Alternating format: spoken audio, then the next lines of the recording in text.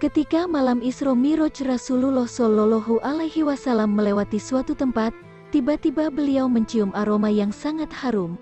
Beliau pun bertanya kepada Jibril, "Wahai Jibril, wangi apakah ini?" "Ini adalah wangi Masyitoh, tukang sisirnya putri Fir'aun, serta anak-anaknya," jawab Jibril. Nabi Muhammad kembali bertanya, "Apa gerangan kelebihan Masyitoh? Ada apa dengannya?"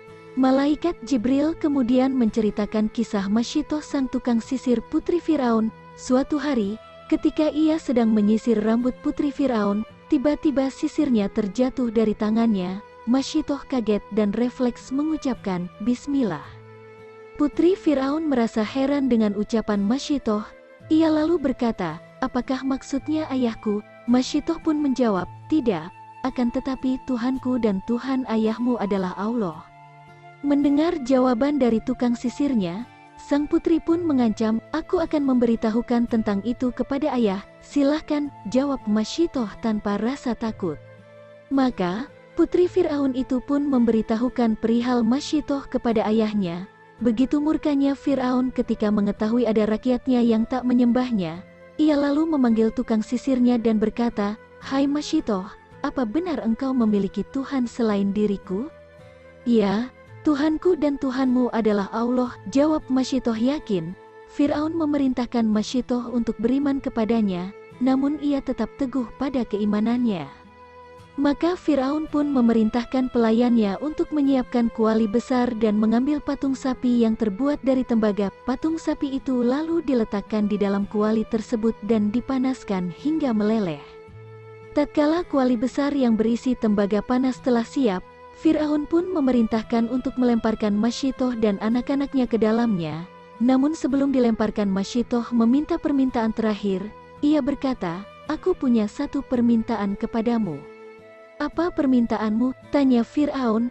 "Aku meminta agar engkau kumpulkan tulang belulangku dan tulang anak-anakku dalam satu kain, lalu kuburkanlah," ucap Masyitoh. Fir'aun berkata, "Baik, itu adalah hakmu atas kami." Maka Fir'aun memerintahkan pelayannya untuk melemparkan anak-anak Masyitoh di hadapannya satu persatu ke dalam kuali tersebut, hingga tersisalah anak yang paling kecil yang masih menyusui.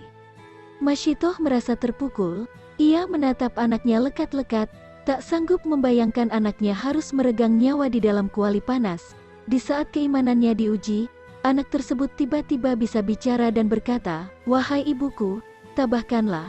Sesungguhnya azab dunia lebih ringan daripada azab akhirat."